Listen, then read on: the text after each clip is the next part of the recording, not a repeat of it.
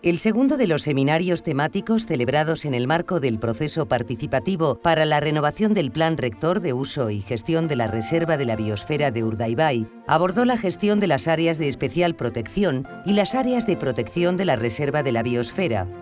Como aproximación inicial, se planteó la necesidad de adaptar la zonificación actual a la requerida por la UNESCO para las reservas de la biosfera, delimitando claramente las zonas núcleo, las zonas tampón y las zonas de transición. Durante toda la jornada se puso de manifiesto la necesidad de una mayor coordinación institucional, así como una mayor coherencia entre los diferentes documentos normativos que rigen en la Reserva de la Biosfera y, por último, de la idoneidad de desarrollar los planes de acción territorial establecidos para la regulación y el desarrollo de estas áreas.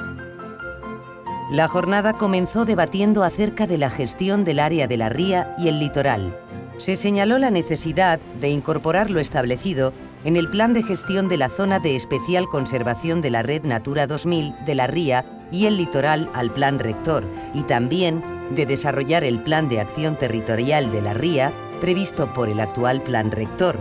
Para ello, se deberá tener en cuenta el conocimiento científico disponible actualmente. Oingo kudeaketa planak adierazten duen bezala, hainbeste plan bertatik eratorriak garatu gabe daude. Hala nola itsasadarraren plana, ur hornikuntza plana, baita ere barriztu behar dira beste plan batzuk onartuta izan zienak, baina gaur egun agortuta daudenak, hezkuntza eta ikerketa plana. Beraz horiek planak guztiak garatu beharra daukate eta kudeaketa plan barrian horiek garatzeko bideak jorratu beharko dira. Con el objetivo de buscar una coherencia en la planificación y gestión de la Reserva de la Biosfera de Urdaibai, se propone recoger en el PRUG que los planes de acción territorial de las zonas núcleo y sus zonas tampón, así como el de la red fluvial, zona P4, se entenderán como los planes de gestión de las zonas ZEC y CEPA del área de Urdaibai, constitutiva de la red Natura 2000. Y esto lo digo porque los instrumentos de desarrollo del PRUG, los PAT, planes de acción territorial, son tanto cuerpos normativos como instrumentos de gestión, con unas medidas de actuación concretas. Y los planes de gestión de ZEC y CEPA son otro tanto, son similares. Un aspecto de interés ecológico para el futuro, que también se habla un poco de que no se tiene muy en cuenta todo el tema relacionado con el cambio climático, qué incidencias puede tener esto en el sistema. Bueno, yo tengo que decir aquí que en este sentido hay que hacer también una evaluación de cuáles serían las comunidades más vulnerables a largo plazo dentro de la ría de Urdaibai. Y en este sentido, con respecto al calentamiento global y a los posibles cambios en los flujos, en el caudal, al estuario, habría que comentar que es también la zona esta interior, los hábitats más sensibles y los que pueden tener un mayor impacto, precisamente estos que tienen más valor, los que pueden tener un mayor impacto a nivel climático. También se plantearon temas como la regulación de las actividades de dragado, entre otros, y se puso de manifiesto la necesidad de regulación de las actividades recreativas que se desarrollan en el entorno. El efecto pernicioso de los dragados. Los dragados comenzaron en el año 73, se han mantenido con una cierta periodicidad hasta el último, que fue en el año 2003, más o menos en torno a 5 o 6 años, cada 5 o 6 años ha habido un dragado. El problema no ha sido solamente el dragado, sino también los vertidos, que se hicieron progresivamente cada vez más cercanos a la bocana. En sus primeros años no plantearon mayores problemas, aunque sí hubo voces en contra. Se fueron tapando con arena zonas de marisma, que hoy en día pues, no podría realizarse probablemente, y el último, como sabéis, pues dio lugar a la famosa desaparición de la ola de Mundaka y todo lo que mediáticamente y desde el punto de vista también de la gestión del estuario pues supuso aquel dragado y aquel vertido. Posteriormente, el debate se centró en la gestión de los cauces fluviales. La principal conclusión fue que la red fluvial y los bosques de cabecera que la alimentan deberían disponer de un mayor grado de protección, habida cuenta que forman también parte de la red Natura 2000. Se propuso, por tanto, que fueran incluidos en la zona núcleo, zonificando y regularizando el uso de los mismos. A este respecto, se consideró que la propuesta debería integrar los criterios establecidos por el Plan Hidrológico de las Cuencas Internas y el Plan de Gestión de estos lugares de interés comunitario. Asimismo, se concluyó que sería interesante extender la protección de los cauces fluviales a los tramos que discurren por las zonas urbanas y núcleos rurales. Y es el hecho de que hemos pasado ahora mismo del área de la ría del litoral, de una zona de especial protección, a la zona de márgenes de arroyos, de una zona de protección. Bueno, yo creo que lo que subyace a la aplicación de la Red Natura 2000 y a su forzada imbricación con el futuro PRUG es que la red fluvial, con sus márgenes, pase a ser una más de esas zonas de especial protección.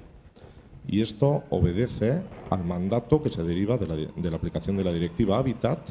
y que no entiendo que puede ser de otra manera. Por otro lado, se destacó la importancia del acuífero de Guernica en relación al abastecimiento hídrico de la población y se propuso incluir el perímetro de protección del mismo en la cartografía del Plan Rector, además de delimitar otros ámbitos importantes de cauces superficiales para el abastecimiento hídrico de la población, como por ejemplo los situados sobre el río Mape.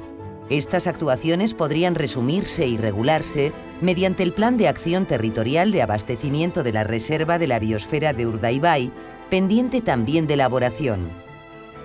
Realmente la información, o hemos trasladado la información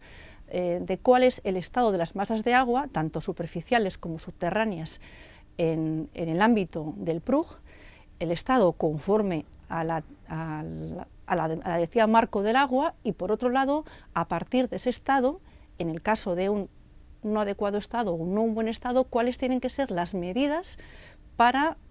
la consecución del mismo, medidas que estarían recogidas en el plan hidrológico, medidas ejecutivas e incluso otro tipo de medidas. En cualquier caso, lo que hemos trasladado es el conocimiento que hemos tenido que desarrollar dentro de ese proceso de planificación hidrológica. El documento que he escrito, la masa de agua Guernica es representada por un importante acuífero aluvial de peculiares características sobre el que se asienta el municipio, conforma un acuífero que apenas aparece en el PRUG. Se cita, pero simplemente se cita un par de veces, me parece.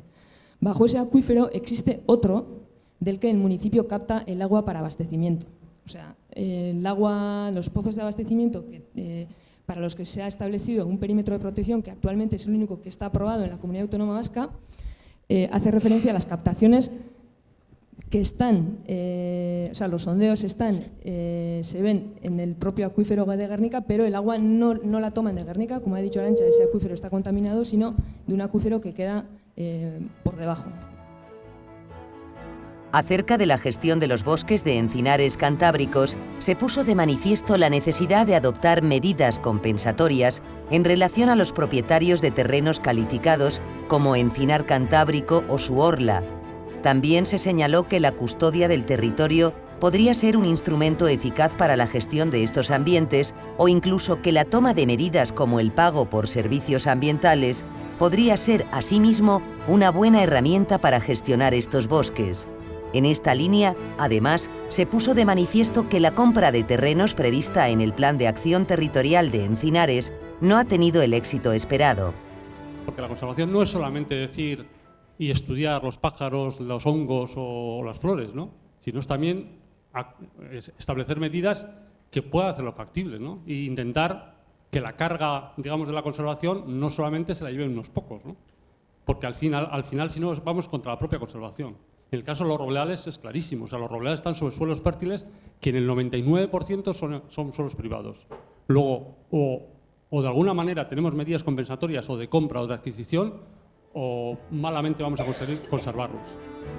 Además, se constató la necesidad de encajar la delimitación espacial establecida por el futuro plan de gestión de estas zonas de especial conservación de la Red Natura 2000, que engloban a los encinares cantábricos y que previsiblemente modificará la delimitación de la zona tampón de los encinares definida por el PRUG actual.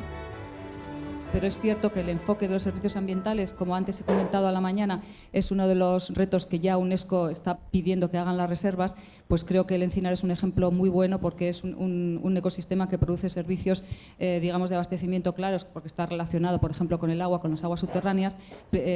Produce servicios de regulación, como la regulación pues, del clima por la fijación de carbono, del propio ciclo hidrológico, y tiene unos servicios culturales importantísimos que son la propia existencia del encinar, la encina como especie muy relacionada pues, con muchas cuestiones de identidad o de uso tradicional, etcétera, etcétera, ¿no? Es que para hacer frente al cambio climático, a cualquier perturbación, lo que de verdad ayuda a los ecosistemas es la biodiversidad. Entonces, o hacemos unas buenas estrategias para que la biodiversidad típica, porque a veces también es peligroso cuando se dice aumentar la biodiversidad, aumentar, no, mantener la que es típica de ese lugar o la que mantiene ese ecosistema funcionando, es lo que nos va a ayudar también frente al cambio climático. Que tengamos muy claro que o mantenemos aquellos sistemas y los regeneramos, porque uno de los problemas también que hay es eso. Sí puede haber una política de que tiene que aumentar o el papel pone que hay que aumentar la superficie de los ecosistemas autóctonos, pero si no se realiza ese tipo de actividades, entonces al final pues tampoco avanzamos y podemos dar esa amortiguación que de verdad necesita o resiliencia que necesita el territorio a la hora de cualquier perturbación. Posteriormente, se debatió acerca del modo de incluir el novedoso concepto de geodiversidad en el Plan Rector y proteger y poner en valor, en consecuencia, los lugares de interés geológico de la Reserva de la Biosfera. Esta protección podría realizarse creando una figura de protección específica o incluyendo estos lugares en alguna de las figuras de protección ya existentes. Se propuso también utilizar en adelante el término patrimonio natural para englobar este concepto con el ya conocido de biodiversidad.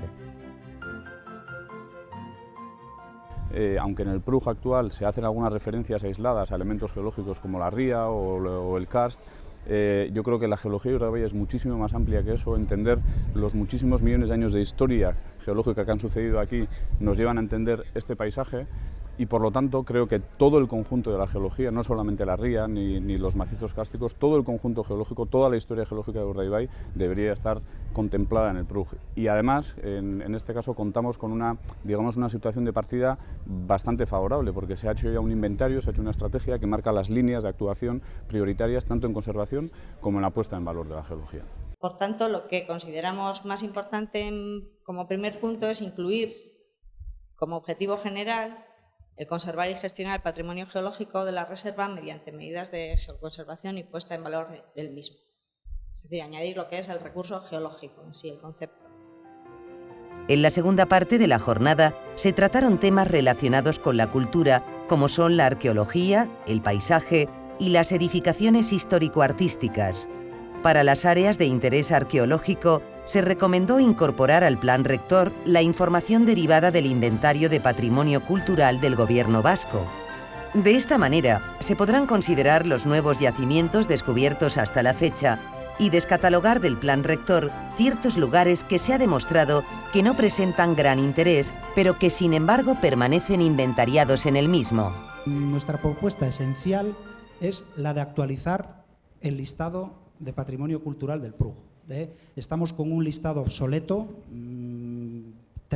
con tremendas carencias. La parte de prehistoria está actualizada en el 2002.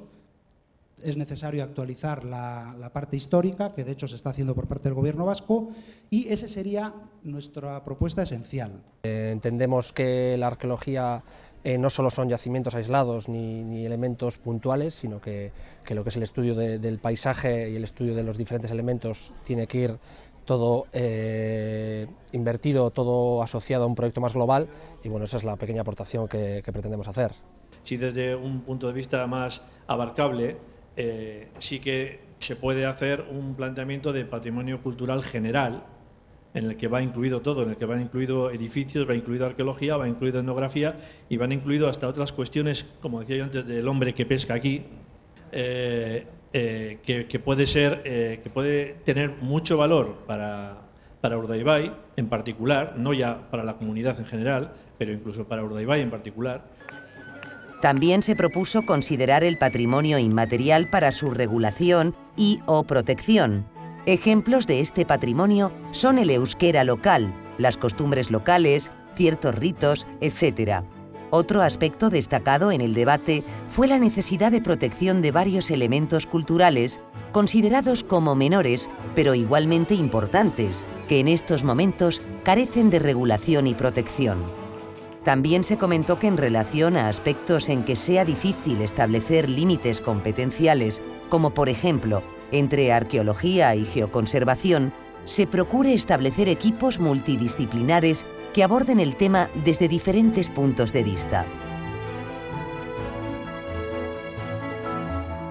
A continuación, se discutió acerca de la gestión de las áreas de interés paisajístico. En este sentido, se mencionó el anteproyecto de la Ley del Paisaje del País Vasco, que recientemente ha sido sometido a exposición pública y que, cuando sea aprobado, permitirá dotar al paisaje de un reconocimiento jurídico y desarrollar los catálogos del paisaje que en el mismo se prevén. Nos parecía interesante la consolidación de un modelo de conservación ligado a un modelo también de uso del territorio, ¿no? Y ahí va muy por la labor de lo que va a defender o de lo que defiende ya el anteproyecto de ley de paisaje, que como sabéis hace cosa de un mes ya fue publicado o fue defendido en el Parlamento Vasco y hoy en día creo que está colgado de la página web del Gobierno vasco, ¿no? Una ley de paisaje que viene un poco a recoger los postulados clásicos de la escuela de Troll, de la escuela de Bertrand, etcétera, etcétera, pero que además se toma los postulados nuevos del Convenio Europeo del Paisaje, donde se recoge muy bien que además de la visión natural del territorio hay que prestar especial atención a la visión cultural. Bueno, cuando se redactó el PRUG no estaba firmado el Convenio Europeo del Paisaje y yo creo que la primera de las cuestiones que tendríamos que tener en cuenta en esa redacción del nuevo PRUG sería que en este primer artículo 1, en el que el objeto es proteger y recuperar el conjunto de ecosistemas de la citada reserva y en especial las aguas superficiales y subterráneas, masas de vegetación, todas estas cuestiones que vosotros sabéis, creo que también sería fundamental incluir el paisaje. Se incidió en que el Convenio de Florencia considera todo el territorio como paisaje, desde los ámbitos más degradados hasta los mejor conservados. En este momento también lo que sí pretende, un poco en línea con lo que ha comentado Pello y que de alguna manera está impulsado por el Convenio de Florencia, es que el paisaje tenga una visión absolutamente transversal e incluso incorporando todas esas cuestiones que se han estado hablando a lo largo de, especialmente la hora anterior, de aspectos inmateriales. Es decir, no pretende que el paisaje sea entendido solo como algo natural, como la valoración del medio ambiente, sino que incorpore en ese tratamiento del paisaje aspectos culturales, históricos, simbólicos, espirituales, y que todo eso se recoja y se incorpore, y que además se haga un proceso importantísimo de participación y que se consiga al final que la valoración del paisaje sea el resultado de lo que opina el ciudadano que habita y que vive. Se debatió asimismo sobre la necesidad de si se quiere conservar el paisaje tal y como está actualmente o gestionarlo para que evolucione en un sentido u otro.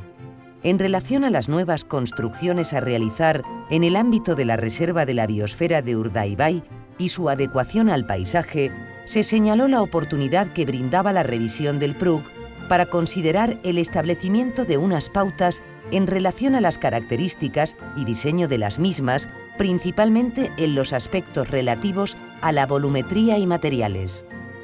Se finalizó la jornada abordando en profundidad la gestión de las edificaciones de interés histórico-artístico. Se señaló la obligación de elaborar un catálogo cultural y la idoneidad de contar con un catálogo del patrimonio edificado que permitiera establecer unas pautas en la conservación y mantenimiento de estas edificaciones. También se destacó la importancia de los equipos multidisciplinares a la hora de abordar esos catálogos, de tal forma que se pueda lograr una comprensión completa de la evolución de los edificios. Durante la sesión quedó patente la preocupación en torno a las actuaciones que se vienen realizando en estas edificaciones y se señaló la idoneidad de que este patrimonio fuera al menos documentado antes de realizar cualquier actuación en el mismo.